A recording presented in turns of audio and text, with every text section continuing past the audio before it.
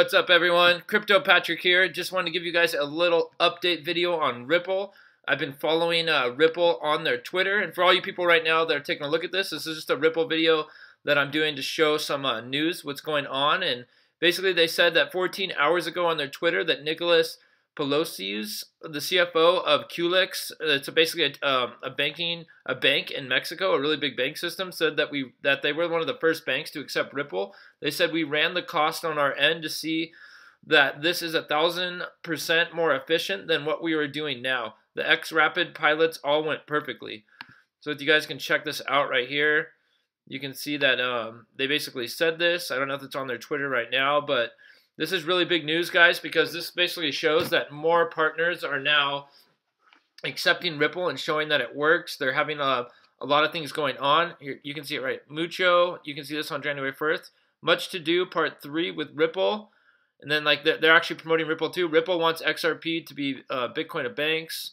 So they're saying if only the banks wanted it. They're just basically talking about Ripple's use. There's a lot of proof of use going on here right now. This will help drive up the price even more, and I think more partners are going to come along.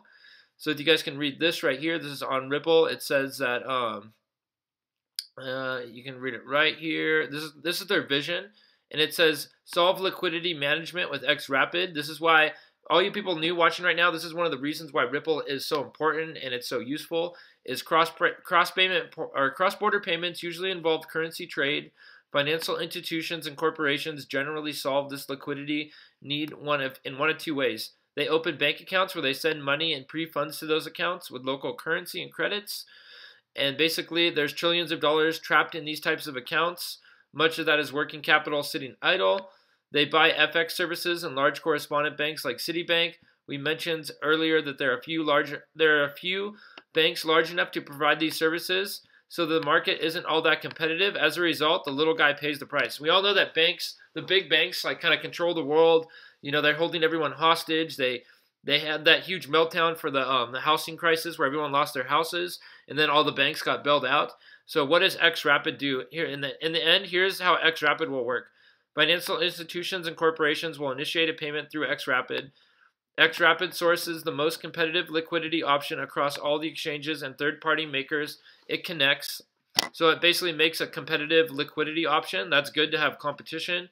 You know, competition's healthy in any free market, you guys.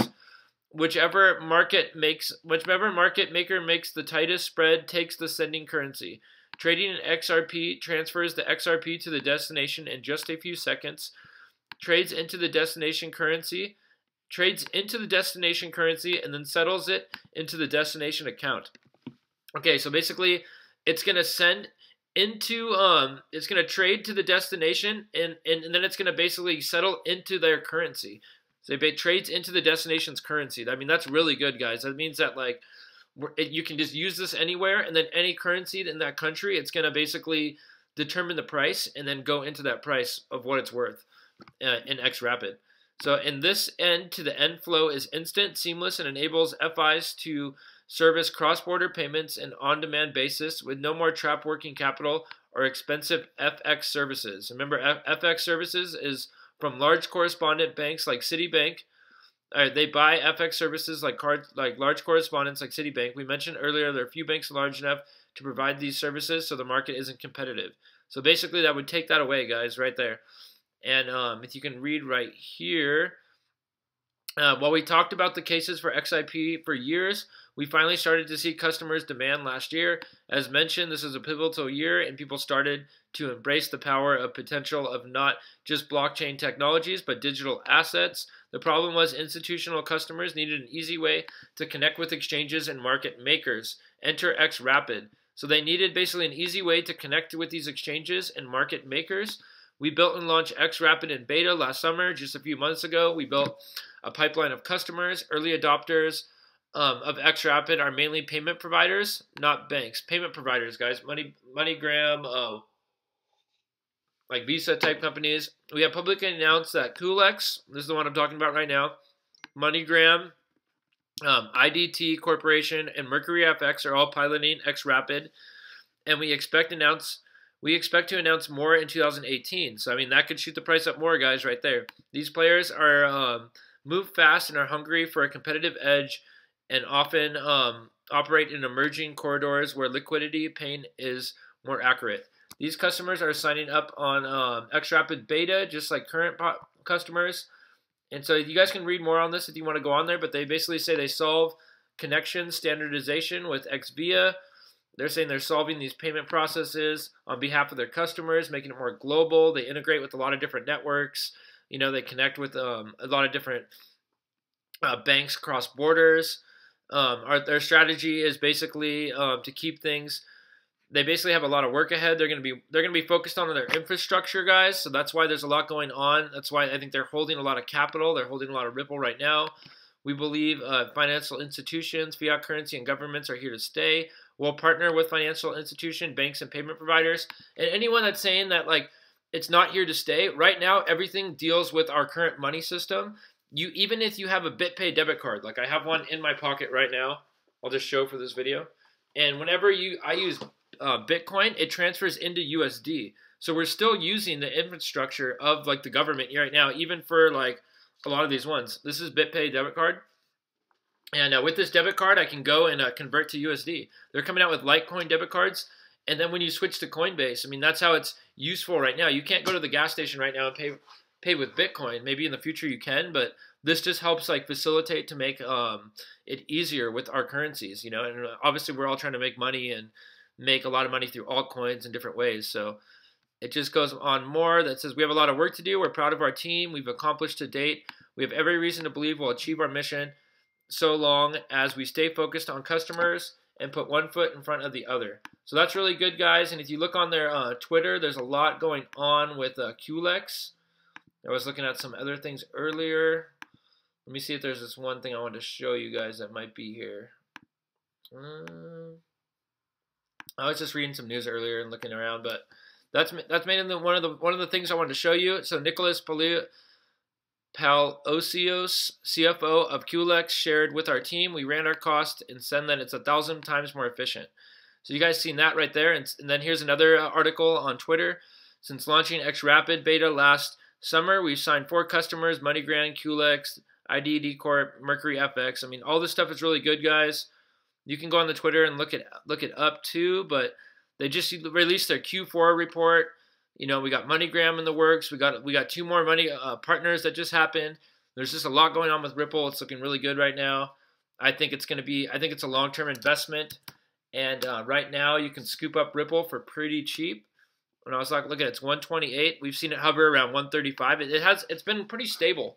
The market's down right now, but it's been pretty stable, guys. I think we will go back to that all-time high of 380 when the market bounces back. It's only at 557 billion right now. I mean, when the market was high, it was around 750, 800 billion. We are going towards 1 trillion.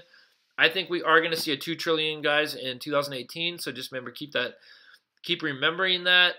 You can buy Ripple on any of these exchanges right here. Bitfinex. I use Bittrex just because they have I buy it all the time, so it's just a really easy one for me to buy. But Binance is also really good. Let's take a look at the charts real quick on Ripple. We can see what it's doing just today. So looking at the day high, we were at 137. See, like right around 135, 137. Hit a low of 129, guys. Now it's at that 128. Look at it, it's at 128 right now. And yeah, it's definitely a good buy. I think this is the time to buy Ripple right now.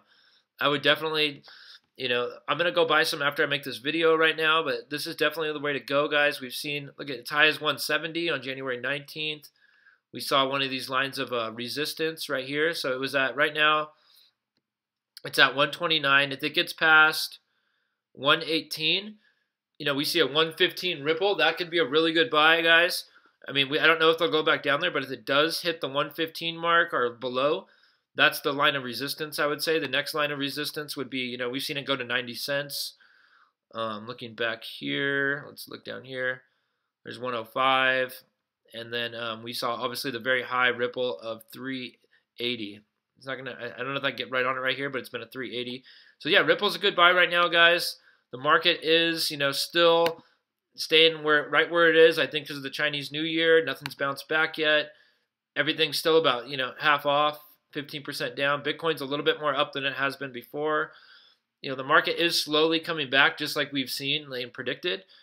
And I've done a lot of videos on this showing like the graphs rising. We've seen this huge fall and then steady rise. I mean, all these coins are kind of going along for the ride. Looking at Bitcoin right now. Actually, there was some funny news today. If you guys look on here, 50 Cent just became a Bitcoin millionaire. It was kind of funny. Bitcoin millionaire. This is a funny thing. So I mean, a lot of people are still making a lot of money on Bitcoin. That's why I think it's a good time to invest in Bitcoin while it's down. 50 Cent realizes. I just saw this on TechCrunch earlier, and it was kind of funny. I used to listen to 50 Cent a long time ago. Now I'm more into EDM, but call him a hood rat. Call him an ultimate hoodler, but he's one of the best musicians to accept Bitcoin all the way back in 2014. Rapper 50 Cent appears to have accumulated a small fortune in volatile digital currency. TMZ reported 50 Cent. It's reported his 700 Bitcoin haul at the time made him $460,000 in sale. Or basically, Bitcoin was worth $657, and he acquired 700 of them. Today, the amount of Bitcoin is worth almost $8 million, guys. So I mean, this is the power of Bitcoin. You know, my friend Sean's made $250,000 from mining Bitcoin on BitClub network. You know, I'm going around $2 grand right now on BitClub network, but this is like the way to go, guys. I mean, if Bitcoin goes up to like 20 grand again, that'll 2x it. You know, and all these other coins are going to be around. You know, we're gonna have to use Bitcoin for most other coins right now until Bitcoin Cash gets more popular, but.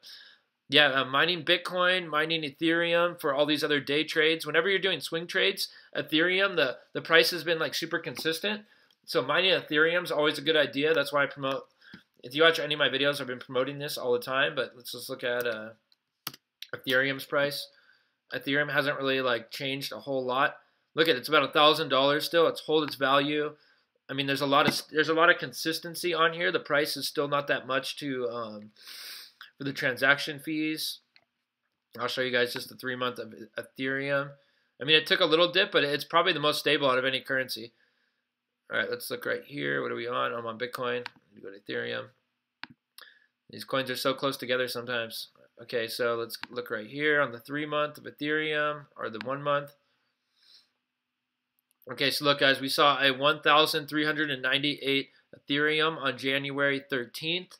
With a market cap of $135 billion, or is that trillion? Yeah, I mean, yeah, $1 billion, and then it dipped all the way down, I think to like 858 or yeah, 850 or 793, and now it's been stable at $1,066. So Ethereum is just a really stable currency. If you go on Binance and you're doing swing trades, I'm gonna do a video on swing trades next for just day trades and how you can use those candlesticks and like the RSI.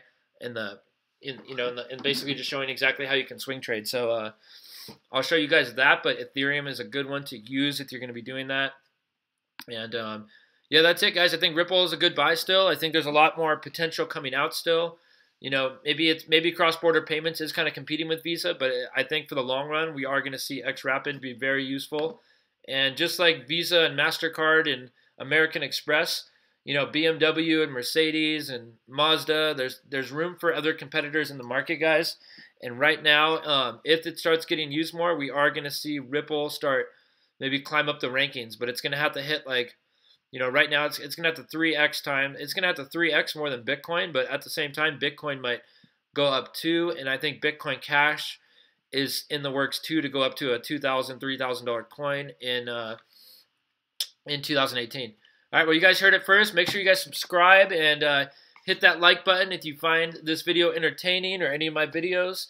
And if you want to make money, make sure you sign up for BitClub Network and start mining Bitcoin right now. You can join any of these pools. If you do this first pool and you do your commissions on 100% repurchase, it says 50% here. So basically, when all the commissions you're getting during this 1,000 days, you can repurchase for another 1,000 days. And then you'll hit pool 3 or pool 2 and pool 3, and then you can become a founder, and you'll qualify for all these more commissions on mining, on referrals, and they do the Ethereum pool. But it's way better than cloud mining, guys, because they have the most hash power of like. If you go to not Hashflare, but like Genesis and Hashflare and those other ones, they don't pay as good because I'll show you guys right now. If you go to blockchain hash rate distribution, it shows you the largest mining pools in the world. BitClub network has 3% of all the Bitcoin mined.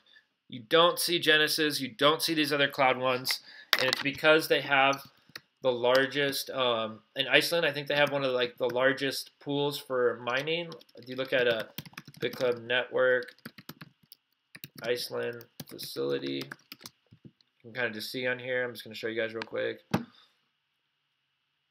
Yeah, look at, they have this huge facility, and you actually own that. You own your equipment, you own your rig, and it's way cheaper to do over there because the air is it's really cool. These things basically are like a furnace. They get that's how hot they get, so they let all that cool air in. Electricity is way cheaper. It's way more cost effective for you guys to do it. And why do you think they do it and not keep all the profits? It's because it costs a lot to maintain the facility and everything. So having people pay in and be a part of the pool, they just take a commission out of it, and then the people coming in, like, they have like a membership, and they basically, you pay for it. So you're paying for like equipment, and it basically helps to keep buying more and keep the business going. It's actually a really smart business model. But yeah, BitClub Network is one I promote. If you guys want to get on here, you have to have an IP switcher if you're in the U.S. or a U.S. territory. But I would definitely come into one of these pools and try to get up to founder, and then you'll basically mine for life, and you'll start getting paid all the time, and then you can start doing one of these Ethereum pools. These are all really good, but I have videos on this in the link in the description. Just click the link. And that's it, guys. I hope you guys enjoyed this video. It's just a quick Ripple update. Peace out. I'm going to end it with this song over here if I still have it on. It's the 7 Lions.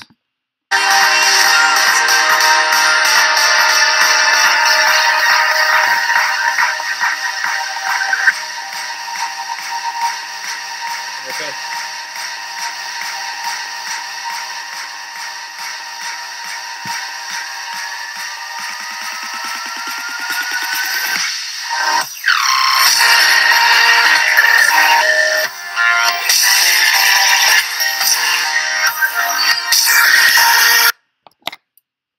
All right, let's use